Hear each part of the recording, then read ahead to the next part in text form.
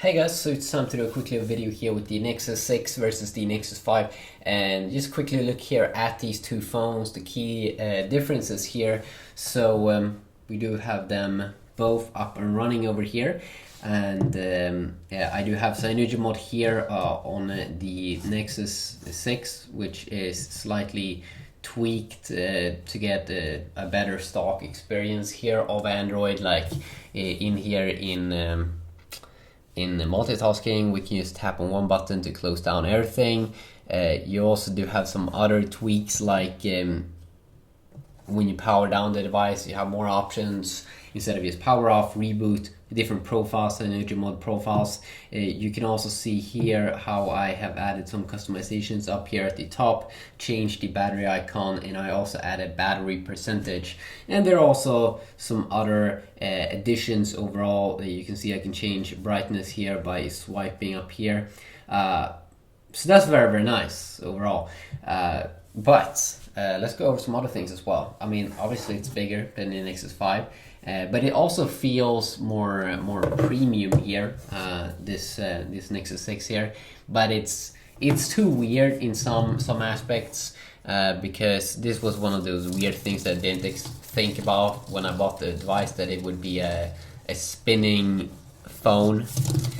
And you might not think it's annoying, but it really is. Actually, it's really cool here when you get that that background. You can see it's kind of annoying, I would say, even when I tap the device to create this video, or if you would be in a browser, this would be a little bit annoying, because you know, when I went to McDonald's once, I used this one, or I used to use 2 years ago, or like 3 years ago, my phone, and put it on a surface when I was eating my hamburger, and then I was using it. But I can expect here with this phone, is because there's a weird design on the back, that it will be extremely annoying to use.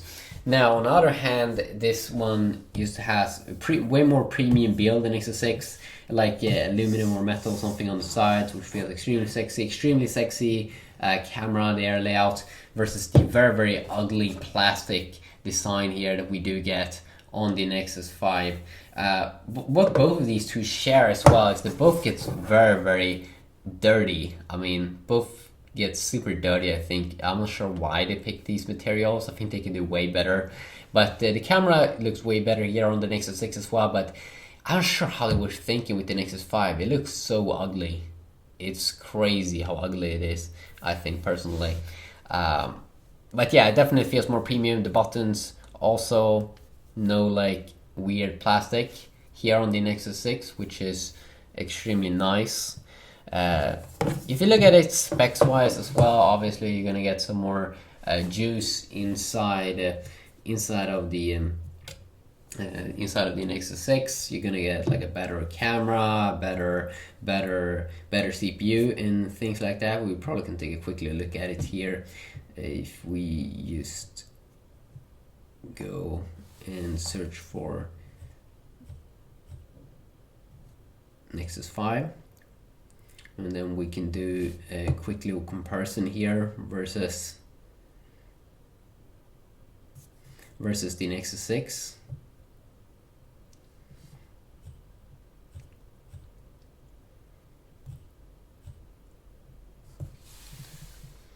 So maybe I should have done this on the bigger display, probably. Yeah.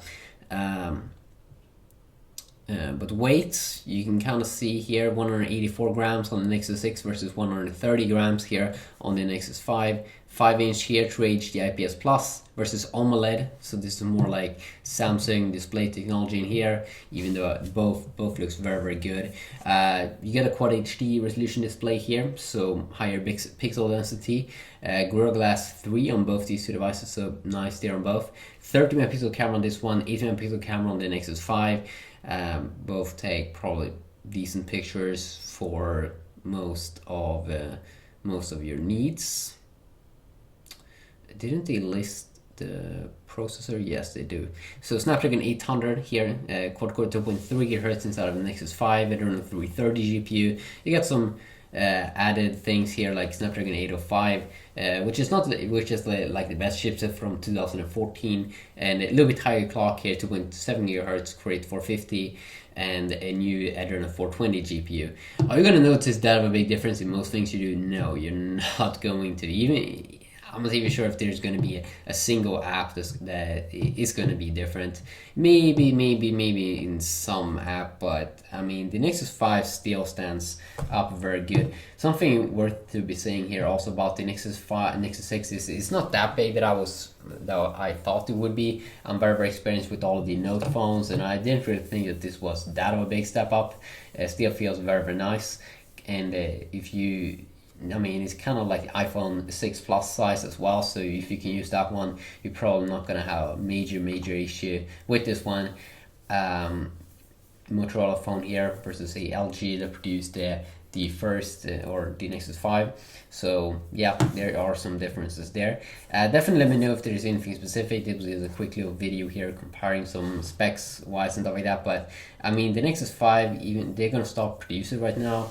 The Nexus 6, it was a little bit weird though. They should probably gone with like a 5.7-inch display or something to not scare off too many people. But it's not that big actually.